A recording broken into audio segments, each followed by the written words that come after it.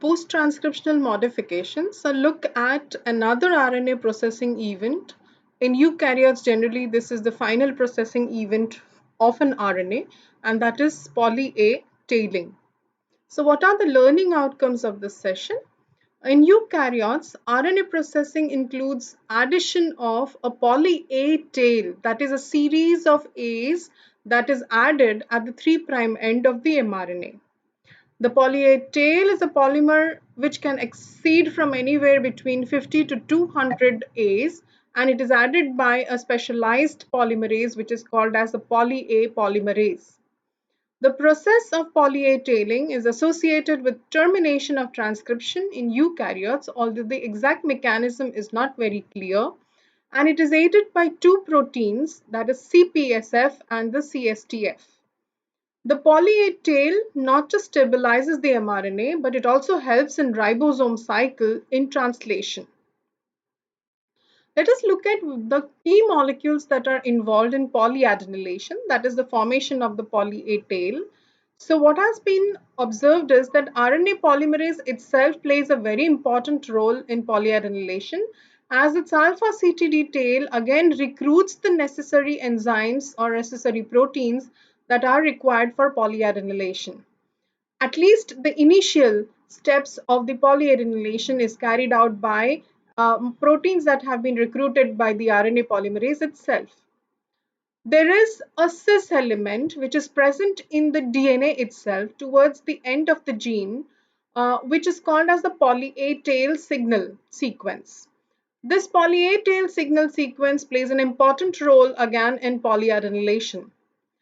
An important protein which is called as the cleavage and polyadenylate specificity factor can bind to the RNA polymerase alpha CTD tail along with another protein called the cleavage stimulating factor, which is also bound to the alpha CTD tail of the RNA polymerase, and both these are responsible for initiating the process of polyadenylation. One of course has the specialized polymerase, poly-A polymerase, that synthesizes the poly-A tail. And the poly-A tail that is once formed is now bound to by a series of proteins or a protein which is called as a poly-A binding protein. So let us look at the process of polyadenylation. So when a DNA is getting transcribed by the RNA polymerase, okay, towards the end of the gene is present what is called as a poly-A signal. This is a sequence that is present in the DNA itself. So when the RNA polymerase that has begun its transcription from the promoter region of the gene continues to synthesize the RNA, okay, as it moves towards the poly-A signal, the poly-A signal is also transcribed by the RNA polymerase.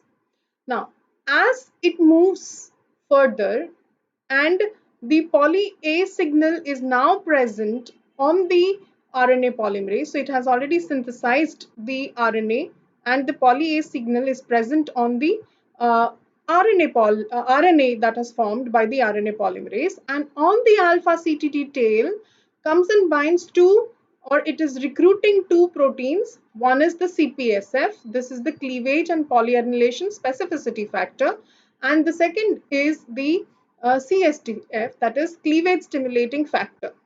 Now, this poly-A signal has the sequence that is present has a sequence that is AAU, AAA, AAU, AAA, to which the cleavage and polyadenylation specificity factor can bind. And just a little downstream of this sequence AAU, AAA is present a GU-rich sequence to which the CST factor can bind. So effectively what we understand is that the two enzymes or the two proteins recruited by the alpha CTT tail of the RNA polymerase due to serine phosphorylation. Again here the regulation is basically dependent on which serine has been phosphorylated or which are the residues that have been phosphorylated. Based on that, the RNA polymerase itself is able to recruit the first two proteins of the polyadenylation, which is the CPSF and the CSTF. And like mentioned, CPSF can bind to the AAU-AAA sequence of the poly A signal sequence, and downstream where there is a GU rich region, the CSTF can come and bind. So effectively what is observed is that these two proteins are going to get transferred to the poly A signal sequence, which is now present in the RNA. Now, having done so, what is observed is that the cleavage stimulating factor, with the help of another protein called the cleavage factor, is able to basically cleave off the RNA from the RNA polymerase. So the cleavage stimulating factor, with the help of another protein called cleavage factor, is able to cleave off the RNA. So that is the role of the cleavage stimulating factor. It is stimulating the cleavage of the RNA, and this RNA is now dissociated from the RNA polymerase. So after it has cleaved the RNA from the RNA polymerase, the cleavage stimulating factor is released. And what remains is the CPSF, that is the cleavage and polyadenylation signal specificity factor. So this molecule now is going to recruit the poly A polymerase, and this poly A polymerase is able to synthesize a stretch of poly A. So this forms what is called as the poly A tail. What is special about the poly A polymerase is that this polymerase does not need a template to synthesize the poly A tail. It just uses ATP as the substrate. Okay, so it will use several ATPs to one by one add on the ATPs to form a long poly A tail. So unlike all the other polymerases which require a template, the poly A polymerase does not require a template. It uses only one substrate, that is ATPs, to synthesize the entire poly A tail. Now, the extent to which a poly A tail is synthesized varies, but one is not very clear about what regulates how long the poly A tail forms. There are a lot of studies that suggest that a poly A tail can be as long as 200 to 300 A's together, or it can be even as short as 50 A's. 50 A's. So therefore, however, at this end, that is a 3' end, the poly A polymerase comes and binds and then gradually synthesizes the poly A tail. So the CPSF has a role to again recruit the poly A tail to the 3' end of the RNA, so that the poly A polymerase now synthesizes the poly A tail. Once this poly A tail is synthesized and the poly A polymerase continues to synthesize further, you will find that a lot of poly A binding protein comes and binds. As more and more A's are being added, more and more poly A binding proteins are added. So the addition of the poly A binding protein to the poly A is again stabilizing the poly A further by preventing. That means the poly A binding protein is actually protecting the poly A tail. So the 3' end, first of all, has the poly A tail. So even if an exonuclease comes and starts cleaving from the 3' end, it has to cut several A's to reach the end of the RNA. That is one. Secondly, an exonuclease itself will not be able to cut, as the poly A binding tail, poly A binding protein is bound to the poly A tail. So there is a double protection. One, the poly A tail itself is protecting the 3' end of the RNA. But what is also observed is that the poly A binding protein binds to the poly A tail to stabilize it further.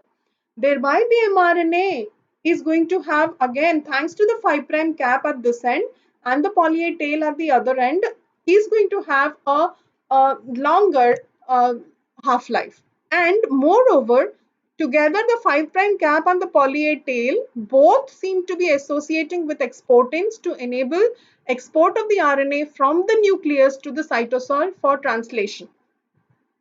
Plus, one has also observed that the poly A binding protein can associate with the 5' cap to circularize the RNA to ensure that a ribosome cycle is maintained to get more and more proteins from the same RNA through what is called as the polyribosome complex formation. But here what is interesting to note is this, that the RNA polymerase, which got from which the RNA got cleaved off thanks to the CST, that is the cleavage stimulating factor, It is observed that this RNA polymerase continues to transcribe for a certain distance, after which it falls off. Now, understandably, what has been stated is that as long as the uh, CPSF and the cleavage stimulating factor are bound to the alpha CTD tail, its binding to the DNA is stronger. But when the proteins move from the alpha CTD tail onto the RNA, and there is no longer any protein associated with the alpha CTD tail, there seems to be a change in the conformation of the core, RNA pol core, and that change in the conformation decreases its affinity for binding to the DNA. So it continues to transcribe for a certain distance, and then it falls off from the DNA, thereby leading to end of the termination of transcription in eukaryotes. Now, what happens to the RNA that is formed by the RNA polymerase after the poly A tail signal has gone by? General observation is that these extra RNA that is formed is generally degraded by the cells, but the exact regulatory mechanism is not very clear.